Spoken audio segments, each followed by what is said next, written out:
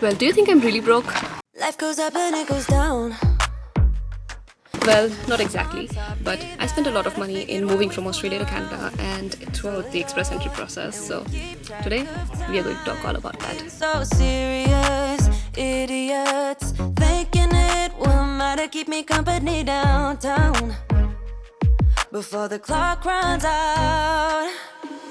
Good morning everyone, welcome to my channel, and today is an all new video day and I am Akanksha. If you're here new for the first time, firstly subscribe to my channel, and today we are going to talk about money. I'm also going grocery shopping. I'm going to take you there and I'll tell you all about it. So let's go. But I'm not gonna wake up, I'm not ready, let me have another day, don't wake up. So the first thing that I spent on when I decided that I want to move to Canada on permanent residency was the IELTS exam, which is the English test that everyone needs to appear for. And I am quoting all the prices in Australian dollar because I spent in Australian dollars.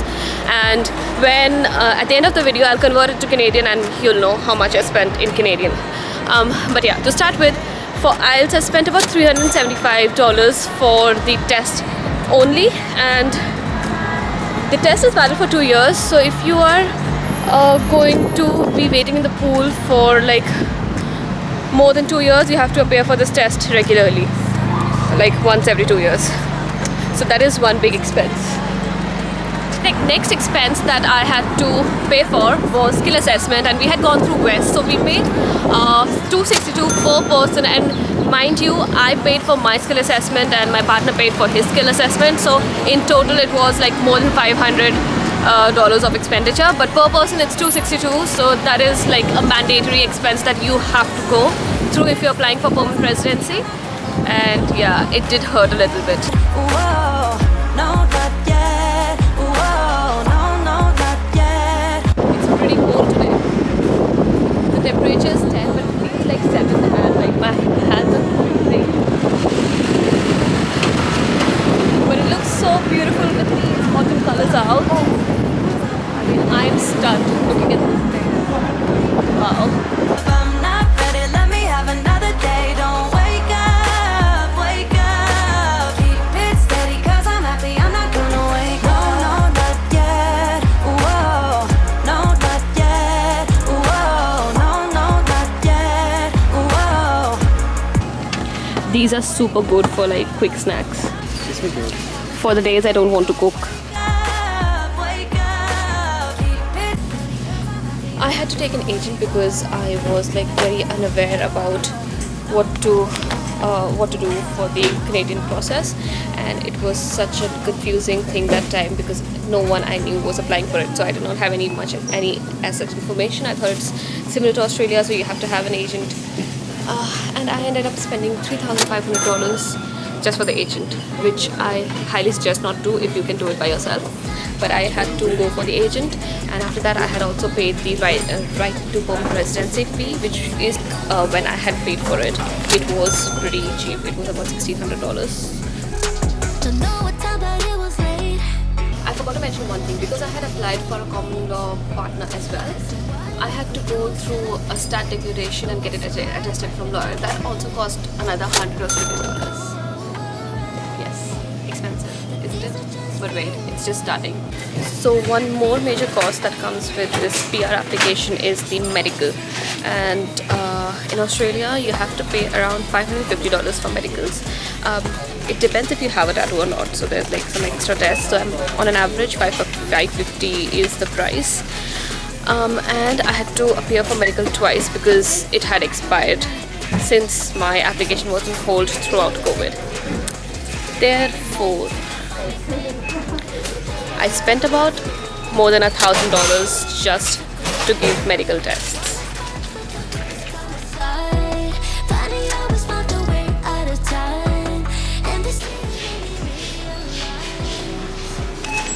Done with groceries. It cost about $80 for the week's grocery, and it's raining outside, so we are waiting for it to like lessen down a bit and then we'll head out.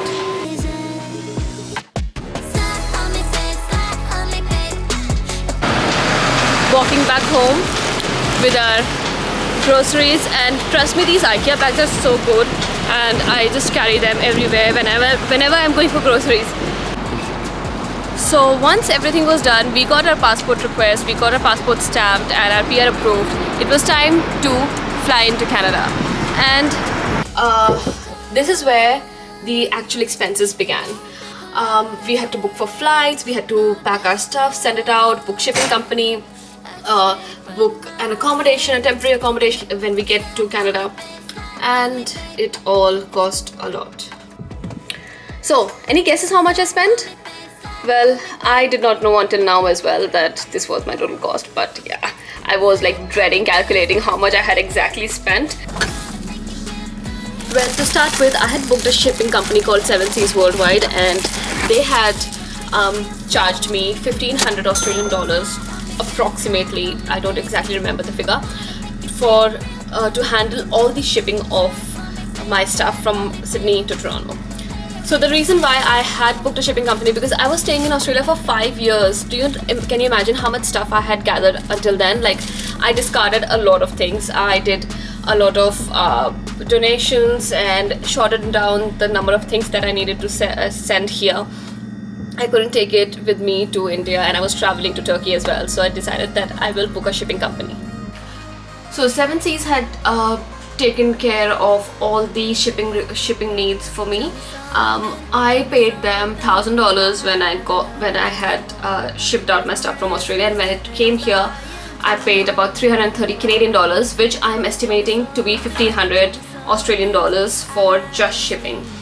This was 6 boxes, 30 kg each, which is 180 kgs, which is a very cost-effective way to ship your things from one country to another. How smart is Akanksha? Akanksha got all the groceries and still making noodles right now.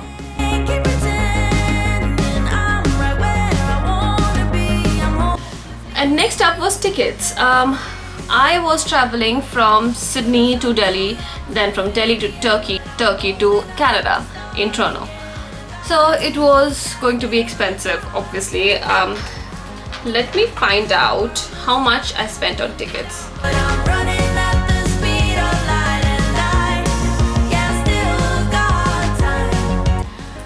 So one way from Sydney to New Delhi was $652 Australian. And there you go, from New Delhi to Istanbul, then Istanbul to Toronto, I paid $14.49 for my tickets. Yes, the cost keeps adding up, you can't help it. And I wanted to visit my family when I finally got the chance after 2.5 years, so I didn't want to miss this part. I had set up the shipping service in such a way that by the time the things get into Canada, I'm done visiting my family. I have traveled in Turkey, and then I come over to Toronto. So it all worked out very well, because I still haven't got my stuff. It has gotten the custom clearance. I went there, but it hasn't arrived yet, so it does take a lot of time. So if you're planning to ship your stuff, you can add some places in between to just go and travel around like I did. I'm not adding the Turkey trip cost, because it's like it was an added cost, which I think was it's not a required thing, but I just did it. In total, I think I spent about $1,600 in Turkey. But I'm not adding it in my final cost, because it is not part of moving, right? This is my favorite lunch or snack or dinner. I can have noodles any time of the day.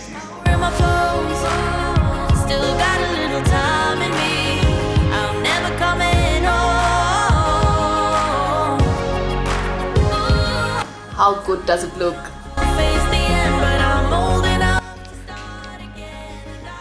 Well, moving on, once we were here, we had to book a temporary accommodation. I was looking for a lot of places on Facebook Marketplace and on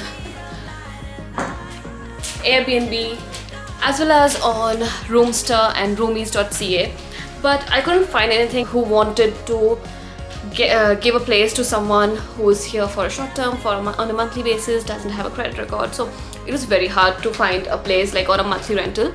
That's why I went and booked an Airbnb for 1 month, because I wanted to give myself that much time to find a place in Toronto. And can you imagine how much that cost me? $2,000, just above $2,000, and it was the worst place I had stayed at. If you haven't seen that video, it's right here. My worst day in Toronto, my first day in Toronto, and I just can't imagine staying at a place like that again. Bon appetit! But if you're up for drinks and a good crowd, raise your glass to the sky. Okay, that was all the stuff that I paid for until I reached here. But now the biggest expense was coming up, which was renting out a place.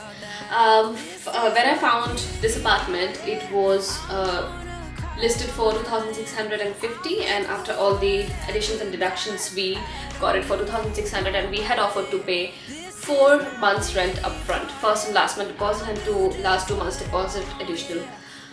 And in total, to rent out this place, I had paid $10,400, which was divided amongst the two of us.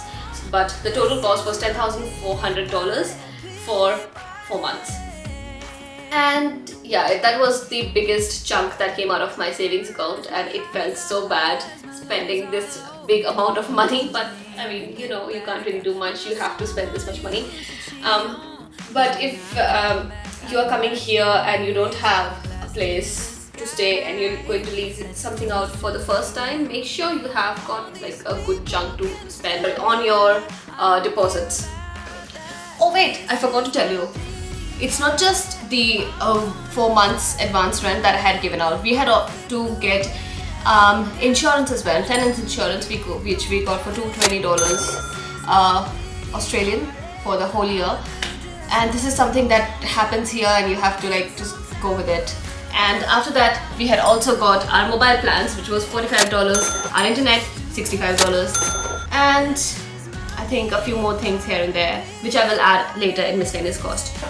Thankfully, we had this apartment furnished, but we still had to get a lot of things, including my TV, the sound system, kitchen appliances, and a little bit of home decor like this was. And things like this, which added up to $5,000. I'm making it like an approximate value because I don't exactly remember the right amount. So yeah, $5,000 for furnishing this house, which was already furnished, but we needed some appliances. So yeah, that is how much I spent just moving in. Man, moving in is expensive. But yes, this did not end here because winter's coming and I had to get winter jackets. Normally one person can do their winter shopping within $500, but I got a few jackets, I got a few pairs of boots, some jumpers and everything, and my budget was $1,000 Australian dollars. I overspent. I spent about $1,200 Australian dollars. Yes, that was a lot. But it's okay. I mean, 9 out of 12 months is winter over here, so you need those things. And I barely have any proper winter gear coming from Australia, so I thought I'll just buy it here. It's an investment. You keep on wearing them over and over again. So yes, my winter shopping was $1,200. And lastly, miscellaneous expenses. This is the Presto card, utilities, groceries for the first time, any other like expenses, memberships, gym registration, just like shopping in general, eating out, and all of this I have. I don't remember how much I spent on this on miscellaneous stuff, but let's say $500 to $600 Australian dollars on miscellaneous things.